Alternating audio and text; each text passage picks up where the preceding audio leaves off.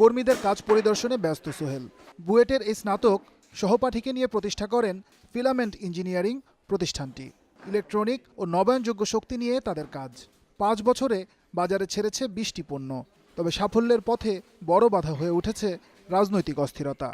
আমি renewable energy নিয়ে যেহেতু কাজ করি, আমাদের পুরো দেশব্যাপী এবং যেখানে বিদ্যুৎ নেই সেখানেও আমাদের লোকজন আছে। তো আমাদের যদি ট্রান্সপোর্টে একটা প্রবলেম হয়, এটা বড় ধরনের ক্ষতি হয়। আসলে গত বছরের ইফেক্টটাও আমরা পেয়েছি, আবার উঠে গিয়েছিলাম।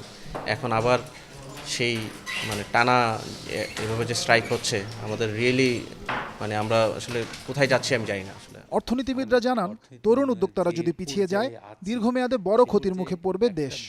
আমাদের দ্রুত অর্থনৈতিক উন্নয়নের একটা সহায়ক শক্তি হবে যে এই উদ্যোক্তা শ্রেণী কতটা আমরা এগিয়ে নিতে পারবো, তাদেরকে আমরা কতটা সহায়তা দিতে পারবো, এটা কত বিকশিত হবে।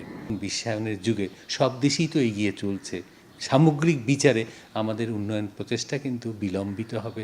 চ্যালেঞ্জ নিতে পারলে এই প্রতিকূল পরিস্থিতিতে নতুন উদ্যোক্তারাই বরং এগিয়ে যাবার সুযোগ পাচ্ছেন, এমনটি মনে করেন এই ব্যবসায়ী নেতা।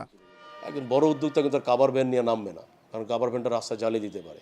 একটা ক্ষুদ্র উদ্যোক্তা সে কিন্তু একটা রাস্তার ভ্যান নিয়ে সে কিন্তু নিজেই মুভ করে সে তার রাইট ডেস্টিনেশনে পৌঁছে দিতে পারবে। ইয়াং জেনারেশন আরও বেশি তাদের ক্রিয়েটিভ মাইন্ড নিয়ে তারা উদ্যোক্তা হিসেবে এগিয়ে আসে। অনেক ক্ষেত্রেই হয়তোবা রাজনীতিবিদদেরও কিন্তু বোধোদয় হতে পারে যে না, আসলে আমার দেশের জন্য বা আমার সম্মিলিত প্রচেষ্টার মাধ্যমে কিন্তু একটা গ্রহণযোগ্য অবস্থায় নিয়ে আসতে হবে। সোহেলরাই তো এগিয়ে নেবে দেশকে, যুগের সাথে তাল মিলিয়ে গতিশীলতা আনবে অর্থনীতিতে। তবে তরুণ এই অদম্য উদ্যোক্তাদের জন্য কঠিন চ্যালেঞ্জ ছুড়ে দিচ্ছে চলমান অস্থিরতা। তাদের সুন্দর ভবিষ্যতের স্বপ্ন যেন হোঁচট না খায়, সেই দায়িত্ব নিতে হবে রাজনৈতিক দলগুলোকেই। শেহাদ সিন্ধু, যমুনা নিউজ, ঢাকা।